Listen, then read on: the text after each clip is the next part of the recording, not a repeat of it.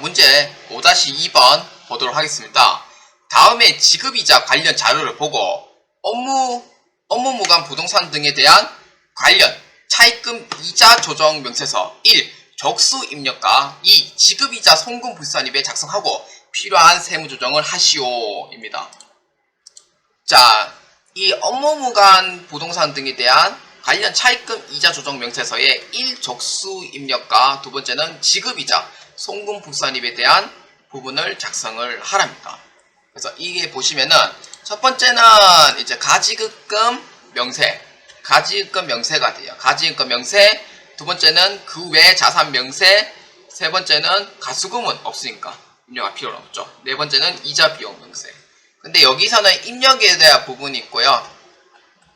입력을 할 필요가 없는 부분이 있어요. 그래서 이거를 먼저 잘 구분을 해주시면 됩니다. 업무무관 자체 내용이 뭐냐면 말 그대로 법인이지만 법인 돈을 샀지만 업무하고 관련이 없는 거를 이제 구입을 하는 경우도 있어요. 그래서 해당 부분에 송금 불산입으로 처리를 하지만 다시 가지급금에 대해서는 이제 대표자의 기속에 들어가서 물론 이제 상여로 처리하지만 이 부분은 업무무관 자산에 대한 차입금 이자 조정이기 때문에 기타 사유출로 해서 조정을 해주시면 됩니다. 왜냐하면 이자와 관련되어 있는 부분이거든요. 그러니까 업무무관이긴 하지만 적수에 의해서 이제 이자를 이제 계산하기 때문에 그래서 기타 사유 유출로 해서 세무 조정을 해주시면 됩니다. 자, 한번 보도록 하겠습니다. 자, 업무무관 부동산 등인 차입금에 대한 이자 조정 명세서를 클릭합니다. 자, 업무무관 부동산 등에 관련한 차입금 이자 조정 명세서는 일단 1번부터 해서 순차적으로 작성하는 게 가장 속편해요. 그래서 1번부터 한번 보도록 할게요. 가지급금 명세. 자, 가지급금 명세인데 가지급금 명세는 임원하고 대표이사분이 해당이 돼요. 뭐 팀장, 뭐 부장, 과장 이런 분은 이제 평사원이라고 하죠. 그러니까 즉 사용인이기 때문에 뭐 가지급금이 해당은 된다고 해도 그 적수 계산에서는 해당 사항이 안 돼요. 그렇기 때문에 구매팀 팀장은 가지급금이 존재를 하지만 그래서 해당 사항이 되지 않고요. 그래서 대표이사 부분만 입력을 해주시면 됩니다. 날짜는 1월 1일 납니다. 차변의 금액 5천만원 입력합니다. 이게 왜 이게 정기이월 나냐면은 이 문제에서는 2019년 5월 10일 났단 말이에요. 2019년. 근데 이 연도가 2020년에 해당하는 부분이기 때문에 1월 1일로 해줘야 돼요. 이 연도가 2019년이 아니기 때문에. 그래서 넘어와서 2020년이 된 거기 때문에 이제 기초로 해가지고 정기 2월 입력을 해주셔야 하는 겁니다. 그래서 이 부분 주의를 해주셔야 돼요. 연도로 특히 잘 보셔야 됩니다. 그러니까 두 번째는 그 외의 자산 명세인데 그 외의 자산 명세는 이제 부동산, 동산에 해당이 돼요. 선박은 움직이는 동산에 해당이 되고요. 토지는 움직이지 않는 부동산에 해당이 돼요.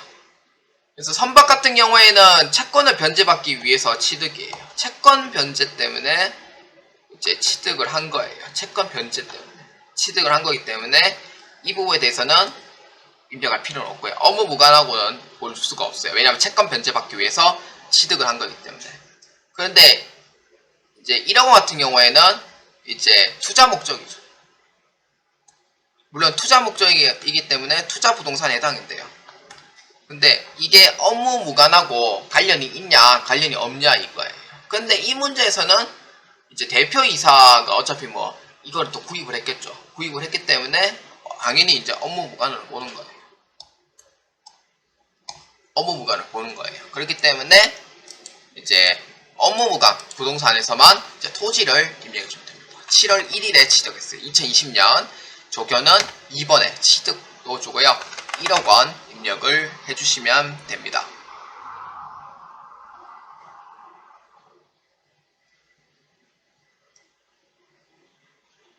자, 3.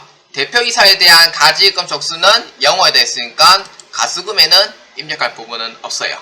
그 다음 마지막에 이제 손익계산서상 이자 비용 명세를 입력해 주는데 이 부분은 이제 1번에 적수 입력되어 있죠. 적수 입력. 2번에는 지급이자 송금부산이 가표에 대해서 입력을 해주시면 됩니다. 근데 이것도 역시 입력하는 난이 있고 입력을 할 수 없는 게 있는데, 금융어음의 할인료는 입력 대상이에요. 금융어음 할인료는 입력 대상이고 은행 차입금 이자는 당연히 해당이 되죠. 근데 연지급 수입이자 같은 경우에는 이거는 이자로 안 봐요. 연지급 수입이자는. 연지급 수입이자 같은 경우에는 이제 뭐 이자로 안 보죠. 세법상. 그래서 이 부분은 입력을 하지 않습니다. 자, 이자율은 이제 금융어음의 할인료이기 때문에 이자율은 5%만큼 입력해주고 금액은 250만원만큼 입력해줍니다. 그 다음에 은행 차입금 이자는 이자 6%고 금액은 300만원만큼 입력을 해주시면 됩니다. 그래서 여기까지 입력을 해주시면 됩니다. 그래서 가지급금 명세에서 입력해야 될 부분 아닌 거는 구매팀 팀장은 입력 대상이 아니다 라는 부분. 그러니까 여기는 가지급금 입력을 해야 되겠죠. 그 다음 그 외 자산 명세는 이제 업무 무관, 선박은 이제 채권 변제를 받기 위해서 취득을 한 거기 때문에 해당 사항이 안 돼요. 업무 무관은 안 봐요. 토지는 이제 업무 무관이니까 부동산란에 입력을 해야 되죠. 그 다음에 가수금 적수는 없으니까 넘어가고, 이자 비용 명세는 연지급 수입 이자 같은 경우에는 이자 비용 명세로 안 봐요.